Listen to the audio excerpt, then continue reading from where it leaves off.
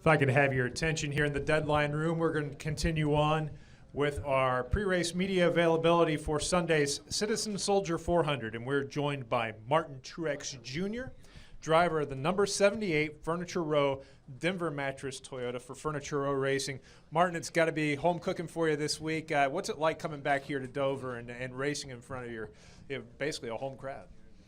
Yeah, it's always exciting to come back here. It's a special track for me for a lot of reasons, but most of all, I just really enjoy it. So it's a great racetrack. It's put on some great races over the years, and it's a place that we've had a lot of success. So always look forward to coming back here, and hopefully we'll have a great weekend. Good deal. We'll open up the floor to questions. If you have a question for Martin, please raise your hand. We'll get a wireless microphone to you. I'll try to see above the photographers here if you could. Any questions for Martin Truex Jr.? Well, this is easy. This may be the easy. We got Bob here. He's got one queued up. Bob Hockers, ESPN. Can you tell a difference between how relaxed I assume your team is versus the 10 other guys who haven't been, who don't know that they're in the next round yet? Yeah, I don't know. I mean, I think that we've been pretty relaxed throughout, preparing for the chase and starting it off. Obviously, winning Chicago was a big deal for us, but I think that we really haven't paid much attention to everybody else. We've really just focused on what we're doing, and obviously happy to be locked in that next round already. But all in all, I think our team's had a good focus, a good outlook, a good mindset. Even before the chase started, we've had a lot of confidence and a lot of momentum, obviously. So things are going well, and I think for us it's just important to keep that mindset, not get too many highs or lows, and just keep that even keel and be smart and race hard. We'll go next to Brant and then up to Brian. Brant James, USA Today Sports. Is it tough not to look ahead into the next round and maybe not game plan it, but you had success at the venues that you're returning to already this year? I mean, how much do you look forward to that? Look forward to it a lot. I think that really is our game plan, is just to play off of that confidence we have and know that we can go to these racetracks coming up and run strong. At the same time, it's chase time and everybody's going to step it up, so we need to do the same. We had a great run at Charlotte, obviously, earlier in the season, and look forward to working off of that baseline to hopefully find some things to be even better this time around. And the same with Kansas. So I think that those are two great tracks for us, but that doesn't guarantee anything. So we've got to make sure we're ready to go and we do all the right things. We'll come up front to Brian and all the way to the back to Tom. Brian Nelson with MRN. Martin, related to Charlotte, are you bringing the same car back this time, and do you think you have another 330-some laps to be out front there? Well, we can't lead as many as we did last time, being that it's only going to be 500 miles this race. But I'm not sure on the race car, to be honest. I don't even ask anymore.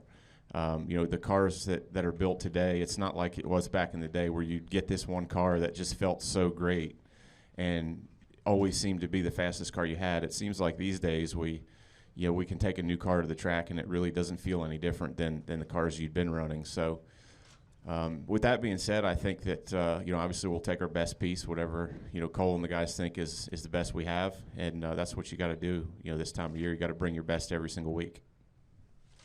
Go to the back to Tom. Hey, Martin, Tom Jensen, FoxSports.com. What specifically does being locked in allow you to do that other teams can't do? Is it just being relaxed, or is there something more to it?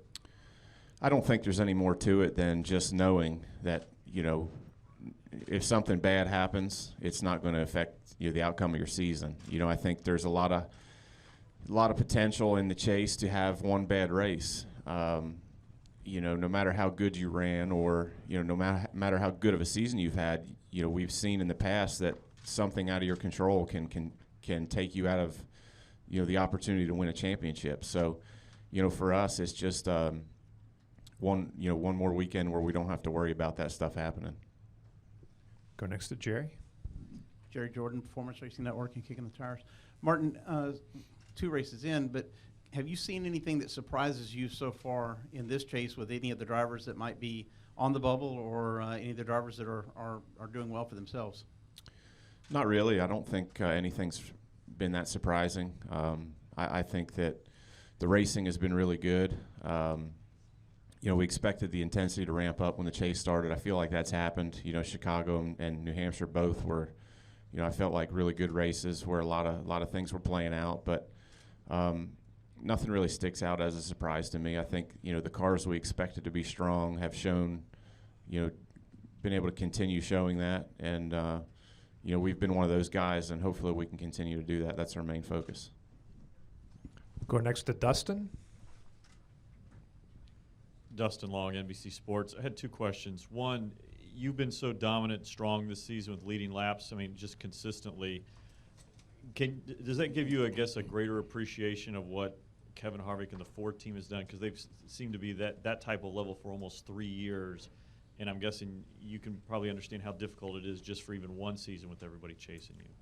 Yeah, for sure. I mean, it definitely makes you appreciate it. But I think for us, it's, especially for me personally, I've been doing this quite a long time now, and had a lot of bad seasons where you watch these guys race and lead a bunch of laps and dominate every weekend. You're like, man, that's got to be so awesome, and just to be on the other side of it, to be in that position has been so much fun. It's been so rewarding. Obviously, it's been such a big part of what we've been doing the last 2 years. Obviously, I have to give my team a lot of credit for that, but it's just so much fun. I'm just enjoying the moment, really, and I really appreciate it because I've been on the other side more likely most of the time than not. So it's I'm just thankful to have a great race team and just really taking it one race at a time and enjoying the moment because it's I know what it's like to be on the other side of that.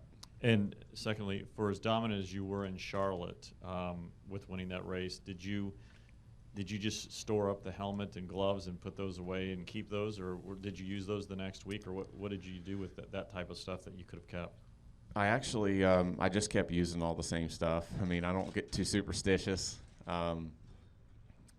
so we just kept rolling with it. But I actually do have to give that helmet away or actually it's the fire suit I have to give away because I promised somebody a while ago that next time I won, and this was years ago, that because I went a long time without winning. So a couple years ago, it was like, I'm going to, he wanted my fire suit for my next win. And I was like, okay, that's cool. And then I won Pocono, and he's like, well, it's been a long time, so you keep this one, I'll get the next one. So I do have to give the fire suit away from Charlotte.